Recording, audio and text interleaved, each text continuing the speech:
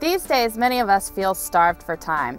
If we're trying to build our careers while raising our families, often we feel there just aren't enough hours in the day. But the truth is, we have a lot more time than we think.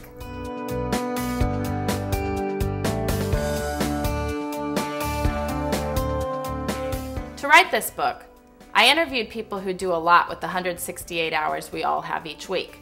You know the kind. People who work full-time, raise 6 kids, do triathlons. I wanted to learn their secrets. Then I had other people keep logs of their time to see if we could use these techniques to find space for the things that matter most. Catherine Murphy did one of these, let's call them time makeovers. Catherine is a Boston-based attorney, the mom of a 2-year-old with another baby on the way. I wrote Laura in July saying I often went to bed frustrated and in tears because I felt like I had no time.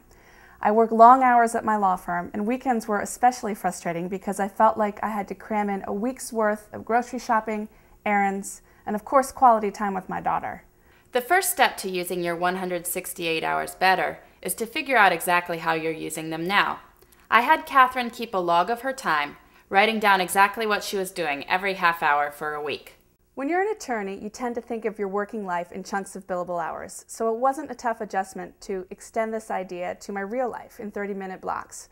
In fact, it was a fun experiment. Catherine was definitely working long hours, more than 50 if you count her commute and lunch breaks. Being pregnant, her body was also demanding that she sleep a lot. She got 63 hours, including naps. We looked at my schedule and saw that while I was often working late, my workdays didn't really get started till after 9 a.m. So we decided to turn those morning hours into mommy and me time. Now I'll bring my daughter into bed with me for a book or a cuddle before work, and I also make an effort to make her a real breakfast. She loves to put on her apron, draw a stool up to the counter, and help me cook. The most important change is that we found some space in her schedule for her to feel more present in her own life, which is actually pretty great. On the train or in the car now when I'm commuting, I try to use that time to think about how thankful I am for my great job and my healthy family, and to set some goals. And in the evenings, where my time logs show that I used to watch TV, I try to use that time to get organized. Getting organized the night before is actually a lot more relaxing than I thought it would be. All of this made her feel a lot less frantic. And in the grand scheme of things, I realized I'm super lucky and have a lot more time than I think.